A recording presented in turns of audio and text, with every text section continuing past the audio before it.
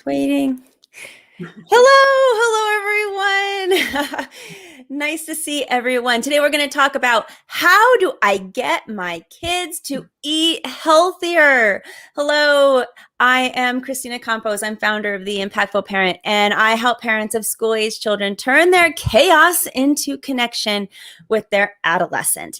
I offer free parenting tips every single week. I offer online courses and coaching. And if that wasn't enough, I bring experts onto the Impactful Parent stage to teach us even more.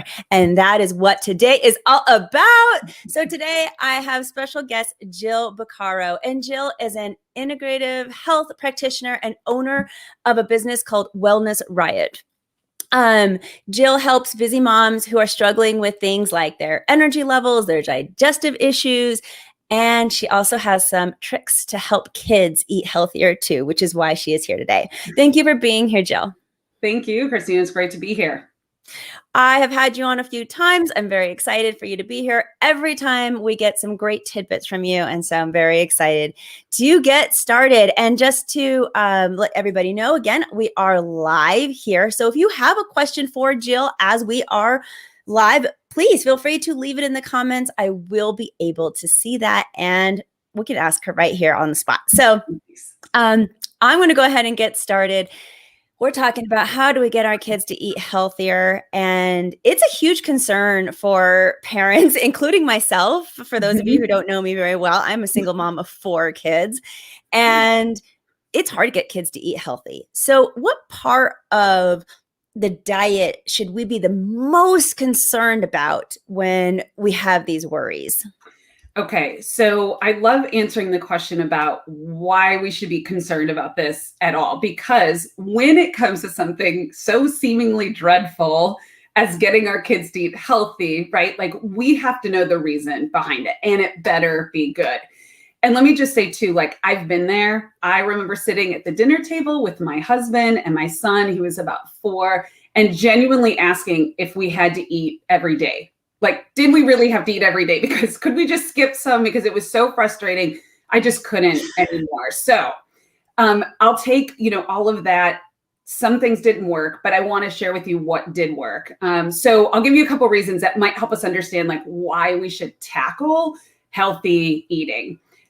Because many of us might connect what we eat with things like physical appearance or weight, and having excess weight or being underweight for both kids and adults does come along with an increase in multiple risk factors for health. But I want to mention a couple that we don't talk about as much. So one is mood. What we eat affects our mood. And this it does. For better or for worse. And, there are some examples where I think probably all of us are familiar. So for example, our kids eat sugar and they're all riled up and maybe a little off the charts with regards to energy, but they seem happy and excited and positive. And then what? Boo! They crash, right? So then you get the crankiness. I don't want to do anything, irritability. So we see that connection probably as parents. I don't know many parents that don't know what their kids look like on too much sugar. Or maybe we eat something heavy or greasy, right? And then our motivation goes out the window and we just feel like blah and kind of like, lethargic. So those are connections that we're familiar with, but there's actually more. So we make a lot of neurotransmitters in our gut. What the heck are neurotransmitters? So they're basically our body's chemical messengers. They're used by our nervous system to transmit messages. So they're almost like our nervous system's email system. They're messaging all different parts of the body. And a lot of these messages have to do with mood. So for example, serotonin, we might have heard that's like one of our feel-good neurotransmitters. It's key to our feelings of well-being and happiness, and we make a lot of this in the gut. We used to think that we made it all in the brain, but now we're finding out that upwards of 70% of serotonin is made in the gut. Dopamine is another one. If you've heard like that dopamine hit, it's that pleasure center, right? How we feel pleasure. It also impacts our ability to think and plan, and it affects our motivation. And we make some of that in our gut. So the health of our gut directly impacts our mood, and what we eat directly impacts our gut. So mood is one really good reason to feed our kids the good stuff or try. And by good stuff, I mean veggie, heavy, whole, unprocessed foods as much as possible. So when I say the good stuff, that's kind of what I'm talking about. So mood is one thing. And another really important thing is immune health. So between 70 and 80% of our immune system is right outside of our gut. And that makes sense, right? Because we take in the outside world through what we eat or what we drink. And our gut kind of has to play bouncer a little bit, like what's good, what's bad, friend or foe. And so it makes sense that our immune system is right around our gut, kind of like keeping an eye on things, letting, the good guys in and keeping the riffraff out. And our immune system's been a big topic of conversation this last year and a half, which is good. The even better news is that you actually have a say in your immune system, your kid's immune system, and the health of it. You can impact how strong and balanced your immune system is. And what I mean by balanced immune system is the right response at the right time, right? So we want it to protect us, right? We want the bouncer to keep the riffraff out, but we don't want him to go beat up everyone in line, right? Like we don't want it to go crazy, which if you know anybody with autoimmune, that's kind of what that is, right? Your body's like, I don't know, friend or foe, I'm just kind of beating up everyone. Whereas like we want it to have the right response at the right time. So the gut has a direct impact on our immune system. And just like mood, what we eat has a direct impact on our gut. So those are two good reasons to, want to try to take the plunge into healthy eating. I also have a couple of just stats that, I think might be helpful too. So 20% of our kids are obese, which is more than triple since the 1970s. So it's going up and to the right.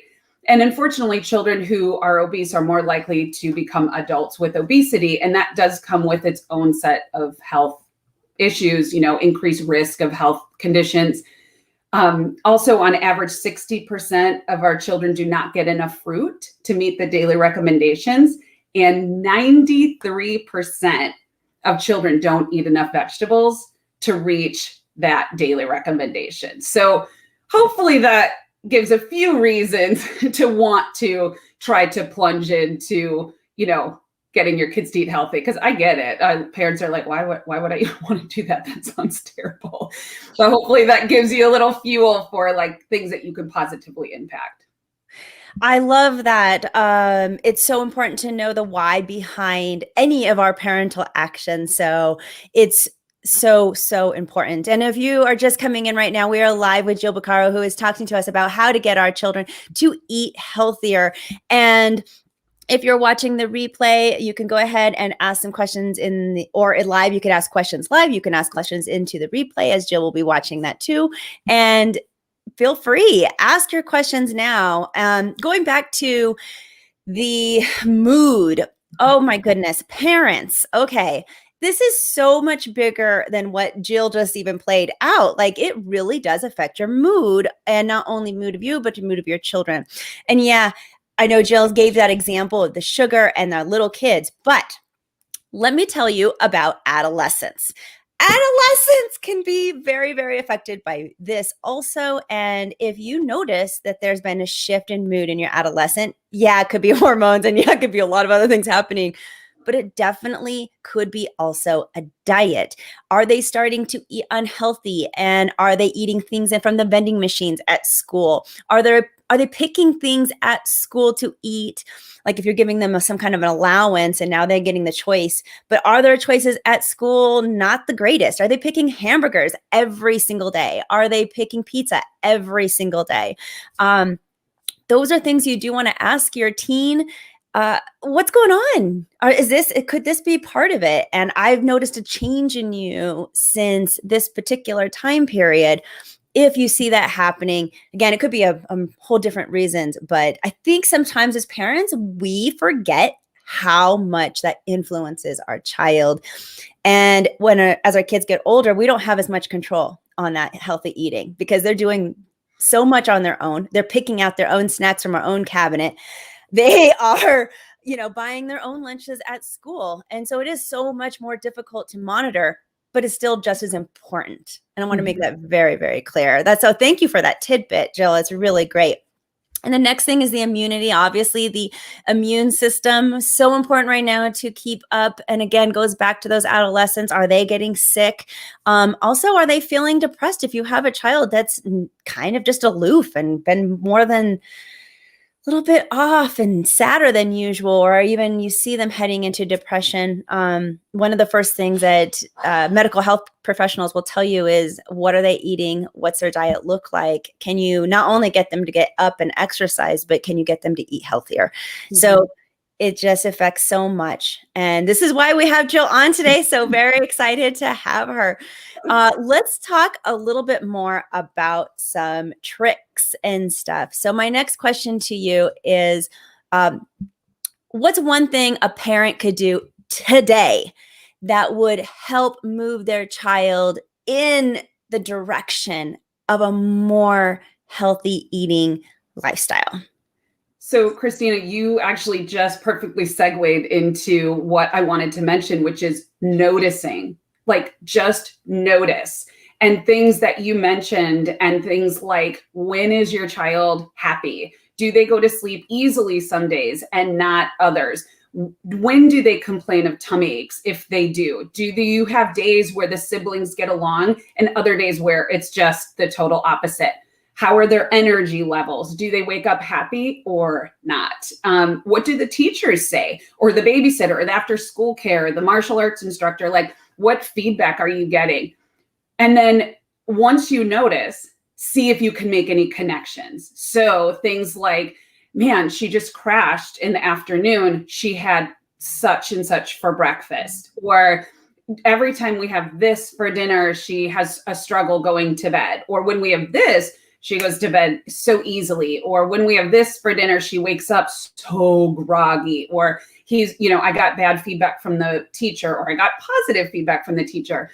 Just the practice of noticing or being aware can be eye-opening and incredibly helpful. So we have a lot going on as parents. This is very easy to overlook. It's very easy to overlook. And it might involve, even writing a few things down, tracking a few things. I'm a big advocate of tracking because every child is different. Every person is different. So and you have multiple kids, this might look different for all of your kids. Like, one kid might thrive on this and another one of your children might not.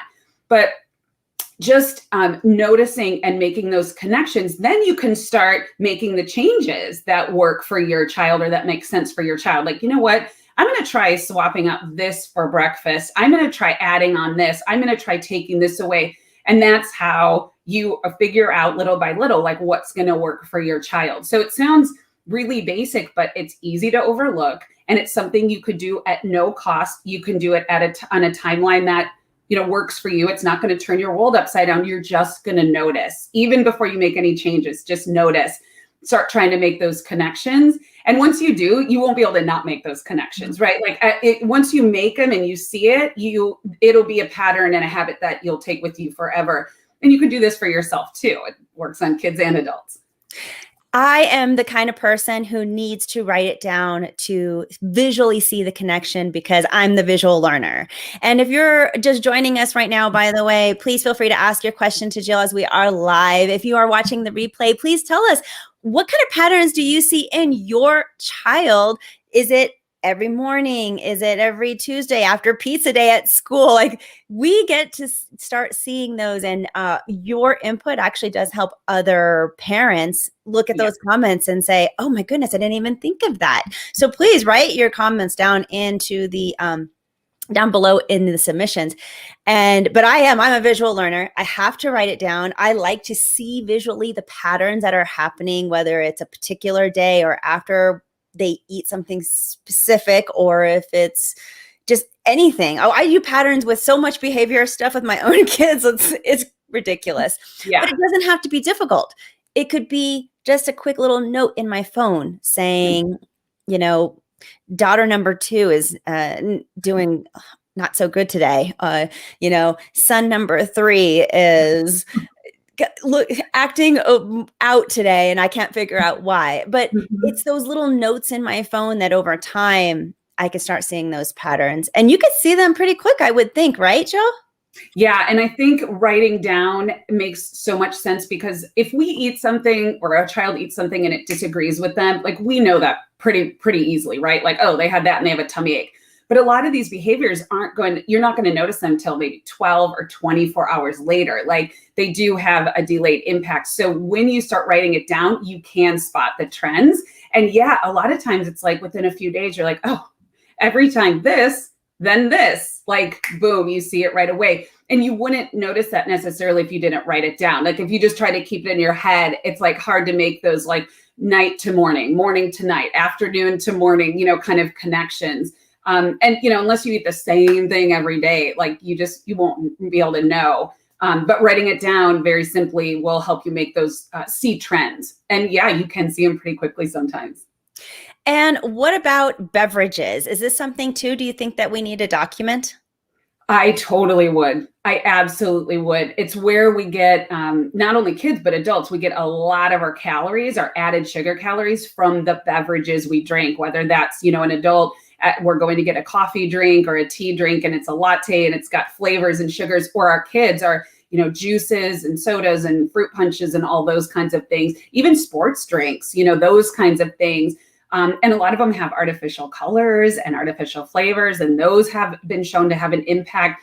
So I think that's a great point. What they eat and what they drink is super important. Oh, I'm such not a label reader. Oh my goodness. This is where I am not an impactful parent. I will tell you right now. I am horrible at reading labels. We've talked about this before. Let's dumb it down a little bit for me and for anybody else who's like me and cannot read labels on foods or the back of drinks. What are some huge red flags?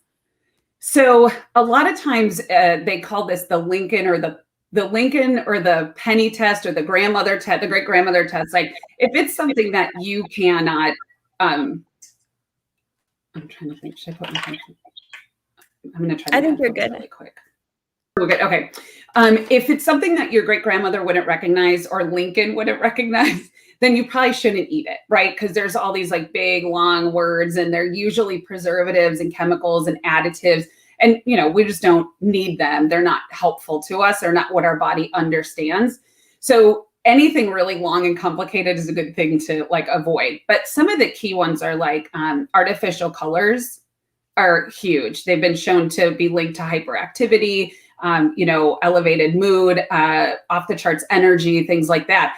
And they're in so many things for our kids, right? I mean, from beverages to cereals to, snacks to Fruit Loops to, you name it, right? Like everything. And so anything that's looks like it's not from this earth of color wise is probably going to have artificial colors in it.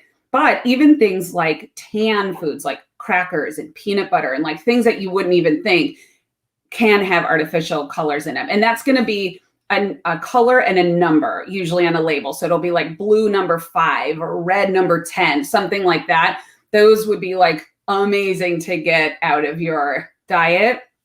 And that's going to be in, mostly packaged foods, but lots of them, unfortunately, geared for kids. So anything artificial colors and artificial flavors, lots of things can hide behind that one ingredient artificial flavor. It could be hundreds, of different chemicals. By definition, artificial cannot be made from a plant or an animal. It has to be made in a lab. It's a chemical. So anything artificial, you just think like that our bodies aren't meant to process that. And so it's going to be taxing to the system and have typically negative effects. And the other one I'll mention is not just high fructose corn syrup, but like there's 60 different names for sweeteners. And it's too much for me. And that's what I do for a living. So it's too much for a parent, but just keeping an eye out for the grams of sugar in a particular product and the percentage, of like what we should have. Oh, thank you for that, because I am it's not my thing. And I know I need to. Just because I don't do it well doesn't mean that it shouldn't be done. So I really appreciate that. What other tips do you have for us for how to get our kids to eat healthier? So one great one is to get your kids in the kitchen. This is huge, and it might mean that you need to get in the kitchen as a parent. What? Oh, I'm just joking. I'm actually not a great cook either. Anything in the kitchen, see. That's not a familiar space for you because it's not, either time-wise or you just don't like it. Make it a parent-child project. So pick a very simple recipe and take a stab at it as parent-child, and I'll tell you why this is important. When children are involved in growing and cooking food, it improves their diet. It's been shown to improve their diet. Vegetable preference is higher among kids who help cook. So they more often request vegetables when they have a hand in cooking. Kids who do meal prep and cooking are more confident about the importance of making healthier food choices. So you're not just impacting the meal that they're having today, but they're actually going to be making decisions that lean healthier when they're a teenager. Like you said, when they're going to the vending machines, when they're buying their own lunches, when they go to college, when they leave the house. So it's having an impact like now and later, which I think is super exciting. Like that's our job, right? We're setting them up for success in all these different ways. So this is a way we can set them up to understand why and how to make better choices when we're not even there. I'm going to stop you there for just a second, because it goes back to the teenager thing, which really concerns me, since I do school-age children, but a lot of what people have trouble with are teenagers. So that's where I see a lot of questions from my audience. And when your teenager is picking food for themselves, they have to have that knowledge behind it, which is developed not when they're an adolescent. It's really developed when they're much younger. So if you do have a child between the ages of like 6 and 13, this is prime time to start cooking with your child together, teaching them about just the nutritions of different foods, what they like, and all these things. That's perfect timing if you can nurture that, so that when they are more independent and they do become teenagers and you're not there watching over their shoulder, maybe they'll make a better choice. And if they don't, well, at least they know what choice they're making by ordering the pizza that's super greasy or whatever is happening there from whatever. But as an adolescent, they're going to be a lot more concerned about their weight gain and how they look and things like that. So it all does start with teaching that basic nutrition and hopefully getting them to make better choices. Yeah. And it might not happen today, right? And I think that's a really good point. But if for me, I mean, I grew up, my mom made very healthy choices. I totally rebelled as a teenager because I could make my own choices. But I did learn quickly, like, oh, she was right. What I eat makes a difference in how I feel, how my skin looks, right? Like that's a big one for teenagers too. So we're putting, creams and all this stuff on. But like if we can do that all day long. But if we're shoving sugar and refined oils and all these chemicals like in our body, our skin is a detox organ. So when our body can't detox what we're taking in quick enough, which is primarily the liver, it's like, here, skin, you take it. Here, skin, you take it. And our gut and our liver and what we eat also affects our hormones. Like everything in our body is made from the food that we eat. Everything. I mean, that's our fuel. So do you want to be made of something that is like from nature, that is going to support, it's nutrient dense, it's going to do the right thing? Or do you want to make your cells in your skin cells, your hormones, your chemical messengers out of chemicals, right? That, artificial colors. So it really does go, to the root. But I think that's a good point, is it's, may not happen overnight, but they will have that knowledge. And I think at some point it will click. It did for me. I was like, oh yeah, this isn't good. and just so hard. Kids right? want connections instant gratification. We all do. They do. They want to know it's working right here, right now. But what they also need, not only a strong-willed child, but also an adolescent, they need to know the why, and they need to have a reason. It's not all about mom said so anymore. So as they get older, they need to know, how is that going to benefit me? What's in it for me now? And that's what teenagers are. That's how they live, because they're naturally very self-centered people, which is developmentally appropriate, actually. So I'm not saying that in a bad way. It was a survival network back when we were primitive. You got to take care of yourself. So what's in it for me as an adolescent? And these are the things that we need to teach them so that they realize and you start making patterns for them. You might have to take the lead in creating those patterns, writing down, hey, look, every time you eat pizza on Fridays and again on Saturdays, you're breaking out on Monday. Have you noticed you got to actually make those patterns and let them see it. Yes. And now they know what's in it for them. Mm-hmm. Yeah. I think that's perfect. And, kids of all ages are more willing to just eat the foods that they cook like themselves. I saw this with my own son. When he was involved in the process of lending a hand to make the meal, he was much more interested in eating it, right? Because it's easy for them to turn down something we put on the table because they can, it doesn't hurt their feelings to say they don't like what we made, but like when they do it, it's like, oh, well, I can't tell myself I did a bad job. I don't feel like doing that. I better eat it, right? So they are truly like more engaged and willing to eat when they have a hand in, making it. And I would like to know a little bit more about what you have to offer, because I know that you are in brewing something right now. Tell us a little bit about what's going on over there with your business. I am brewing something. So all of this information and all of my history that I mentioned with my son, I put together a course called Candy to Carrots. So it's how to transition kids to healthy eating in 3 steps. And we went over a lot of that information today. And we just take a deeper dive into it. And it's about an hour's worth of content, video content. It's cut up into snippets that are really easy to absorb, really easy to assimilate, really easy to digest. And then there's lots of resources. So there's a recipe ebook. If you don't have any recipes that you want or know how to cook, there's really simple family-friendly recipes in there. As well as a chart that goes along with the recipe book. And it goes through every single recipe and how kids can lend a hand. They can mix, they can sprinkle, they can mash, like all of that kind of stuff.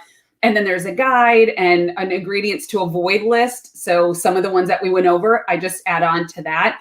And so it's just to support parents. I know they need it. I know, we don't all have time to go get our master's in nutrition. So this is like a bite-size, start and springboard for parents that I hope helps them feel empowered, because it's not impossible. And regardless of where you're at, you can take that one step. If you're here, you can go to here. If you're up here, congrats, you can go up to here. So it doesn't matter where you're starting.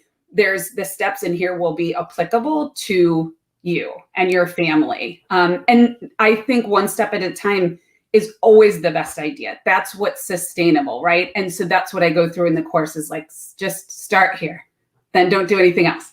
Then don't do anything else. So don't turn your world upside down. Like, right, everyone we know has done that 7-day detox or the 21-day challenge or whatever. And we do it and maybe it goes fine. But what happens on day 8 or day 22, right? We go relapse. Right back because we didn't learn how to make it long-term or make it sustainable. So everything in the course is just how to add on at a pace that works for you. I nudge you, but I don't turn your world upside down. I want this to be long lasting. So it's Candy to Carrots, and it's on my website, which is wellnessriot, riot.com. There's a link to it. And through the end of the month, it's half price. So I know. So normally it's $59, but it's only $29 for a ton of resources. And I think, approachable, accessible information.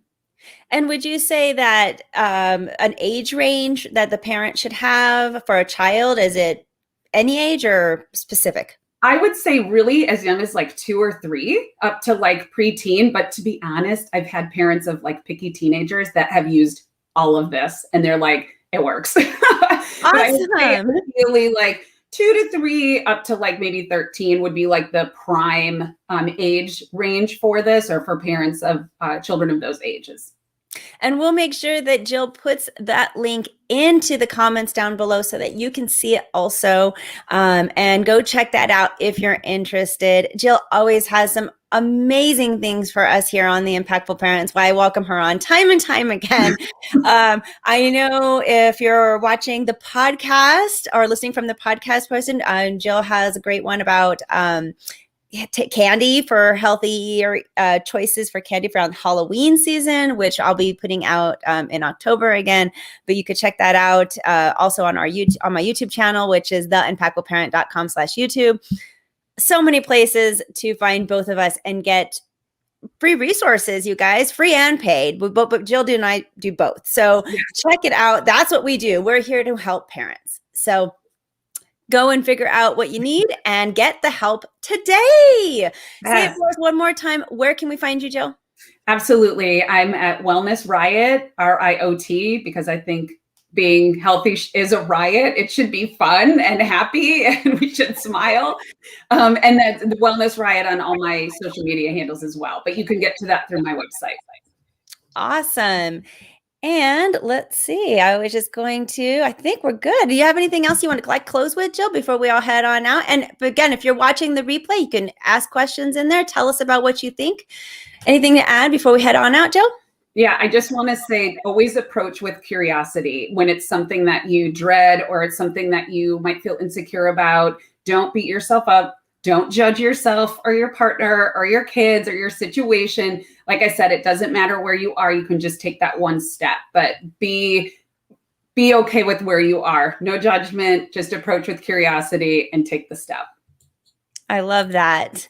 And if you would like to become a more impactful parent, check out all what my website has to offer. I have parenting courses, family coaching, 30-day challenges, and lots of free resources. So you can go to theimpactfulparent.com to see that. But until next time, you got this, parents. We're just here to help. Have an amazing day. We'll see you guys later.